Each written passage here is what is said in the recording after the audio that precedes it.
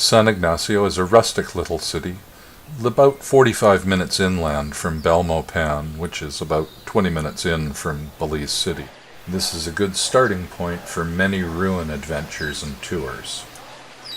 Tin is the accepted roofing material here because of the weather conditions. We've encountered rainstorms here, and they're pretty darn heavy, so it only makes sense to use tin or something like it. The view from our balcony was nothing but spectacular. The sprawling mass of houses and businesses was quite astounding. We could even see the Hawksworth Bridge from the top of our building. Our room, or suite as it was labeled, was on the top floor of Martha's guest house and took the whole building. Our view was truly spectacular. It looked down onto all of the streets, and backyards, and different disco clubs, and places like that. But you could see a lot of the attractions without ever leaving. Martha's guest house, restaurant, laundromat, and pizza parlor if they pruned the hedge so you could see the sign. The quaint old building was a 4-story walk-up, and our room was quite nice. The whole top of the building was ours. The balcony was gorgeous, and you could see a lot. The building had definitely seen better days, but it was still in good repair. Our room was totally functional, all the wood was in beautiful condition. It was obvious they preferred baths to showers, as there was no shower curtain, but we made do. The building was quite pretty in its way. We really enjoyed staying there. Staying at Martha's guest house allows you to be in sort of the center of this little hub of the city. There are many restaurants within easy walking distance. The ones we tried were all pretty good. The rustic scenery around Martha's is truly interesting and takes a little bit to get used to. Maxime's store right across the road had every essential you could need. And if you didn't like Martha's, you could always stay at the Hyatt. Another one of those name-dropping names they chose, like the Kmart.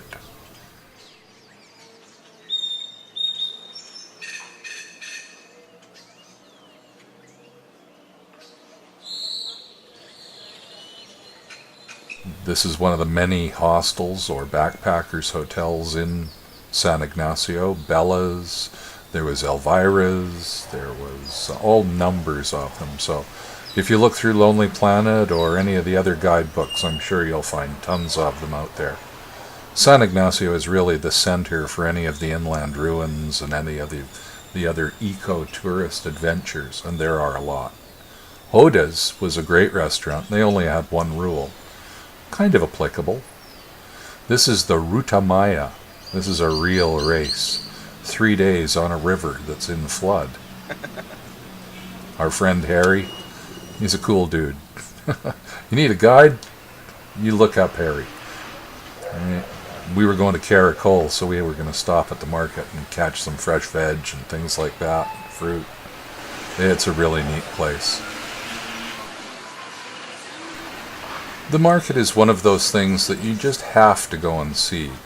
In San Ignacio, it's every sort of Wednesday, and it can be everything. Clothes, fruit, vegetables, meats, leather work.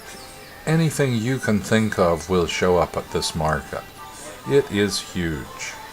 We were only here for the fresh fruit, so we were on our way fairly quickly. And this is a country where you can't judge a book by its cover.